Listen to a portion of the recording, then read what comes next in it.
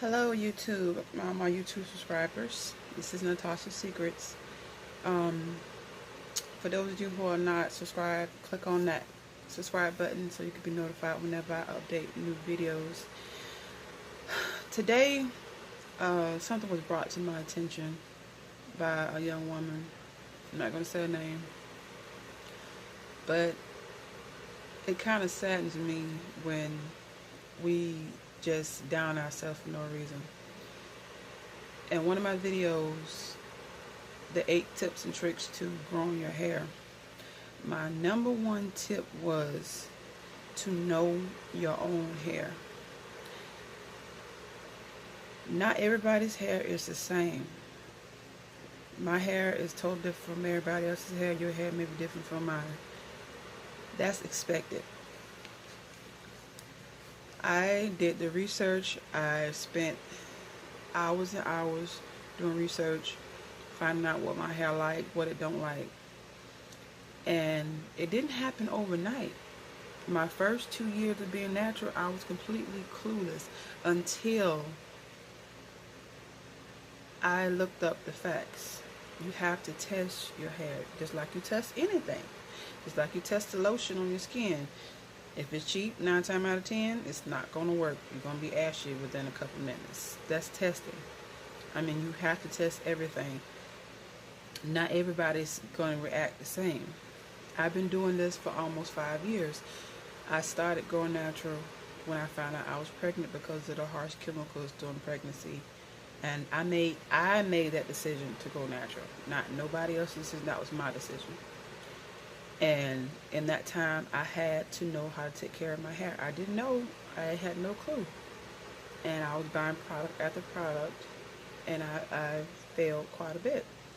So once I did the research, and this is one thing that I really hate, that they say, if you ever want to hide information from a black person, put it in a book or in reading of some sort. So that's what I did. The resources are there. You just have to take advantage and learn it, research it, try it out. I mean, we always want to be handed something without doing the work. We all want beautiful hair. We all want long fingernails, but we want a quick fix. We don't want to do all the homework and hard work that other people had to do. And I'm not trying to sound harsh, but when I hear women say, my hair is nappy, it ain't like yours. My hair wasn't always like this. Like I said, it's been a long hill journey, but I made the initiative, and I did the research for my hair to look like this. And that was my last rule, patience. It's not going to happen overnight. And there was a lot of things I did in between then to make it to where I am now. It takes a lot of dedication. I mean, if it's something that you want, you're going to have to do some things that you normally wouldn't do. I mean, that's the only way I can sum it up. I refuse to spend hundreds of dollars on bundles and bundles of hair when I can grow my own. For less. Way less. But then again, that's my opinion. But it just saddens me when I hear people saying my hair's nappy. It is not nappy. There's no such thing as good hair or bad hair. Your hair is your hair. It is what you make it. You can't depend on somebody else to make your hair look the way you dream it to look. Sorry, I got a call. But anyway, like I was saying before, you can't put your dream to somebody else's hands. It's something that you're going to have to do and make up in your own mind.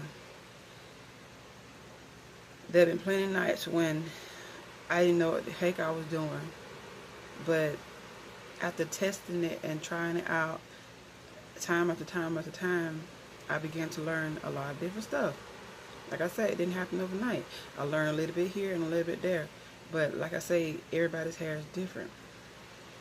But the key to managing your hair is moisture.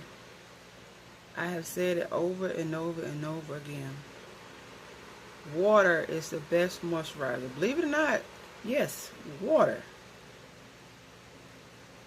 Our body is 90% water. Everything that we ingest is water. You have to keep water in our skin in order to keep it moisturized. We have to drink water in order to keep our bodies hydrated. And when you get dehydrated, what normally happens? Our hair has to be not only hydrated from within but on the outside. Now, I spray my, like I showed y'all yesterday in my video, I spray my hair daily just to make sure it stays moisturized. And the oil keeps my scalp moisturized. And the butter keeps the remainder of my hair moisturized. These are the steps that I made it accustomed to do in a part of my regimen in order to see the progress that I'm making now. Now, you can purchase my products and use them for one time and say, well, I don't see any growth. Like I said before, it's not going to happen overnight. I've been doing this for 5 years. But if you're not doing what it takes to keep it moisturized, like actually moisturizing it and wearing your silk scarf or wearing laying on your satin pillow and not tugging and pulling on your hair every day and putting all these styles that you know that'll harm your hair, then honey, that's on you. I mean, you're grown. I can't tell people what to do. You have to make that decision. Now, they look at me sometimes. I could be at work with 4 plaits in my head. I don't care because it's called a protective style. I'm protecting my hair. And the next girl could have on a banging lace front or whatever. But 9 times out of 10, she glued it on. And you've seen what improperly lace fronts can do. Or sew-ins or glue-ins or whatever the styles are called. But that's their preference. And they wonder why the hair's not growing. Now, I'm not here to judge anybody, but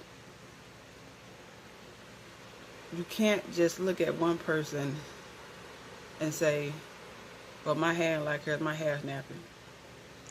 You know what? You believe what you want to believe. But I'm just here to try to encourage us as African American women to believe in ourselves. Just because your hair might be more of an Afro texture. And to be honest, I even praise women with Afro texture hair because I would love it. One of the reasons why I want natural because I want my hair in an Afro, but I can't do that because it's too wavy and it'll fall. And there's a misconception hair like mine is better.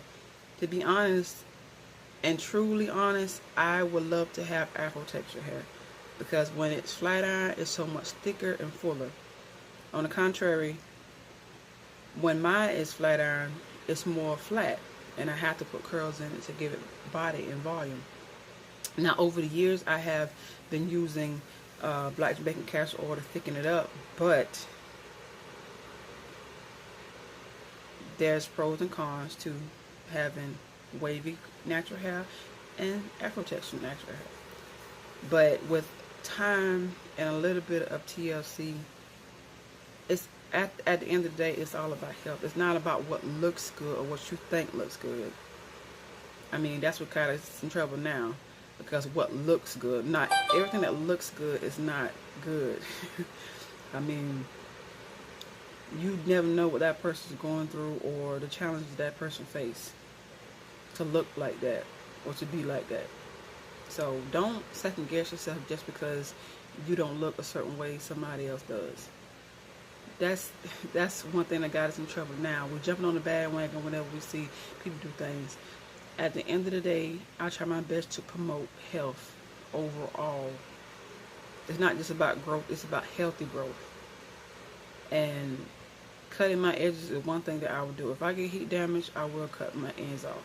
I dust my ends off even if they just needed to. I would rather cut it off than hold on to any damaged ends. And I encourage that in all my clients.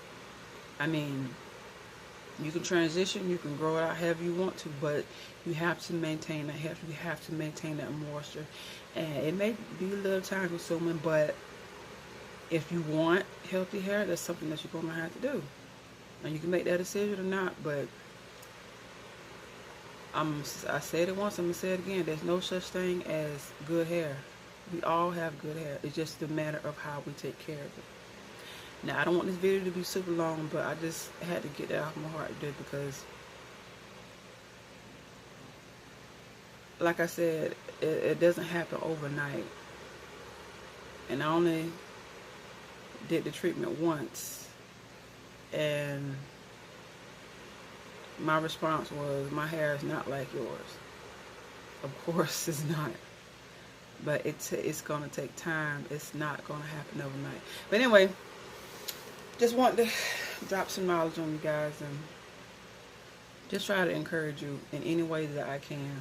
Because that's why I'm here. I want to share all that God has blessed me with and try my best to uplift my sisters in any way that I can. So in closing, stop second guessing yourself and saying what you can't do. We black women already have enough struggles to conquer already without doubting ourselves. And that's one thing I did, really. I doubted myself a lot. And even with this YouTube channel, I mean, I was very nervous to make videos. But hey, look at me now.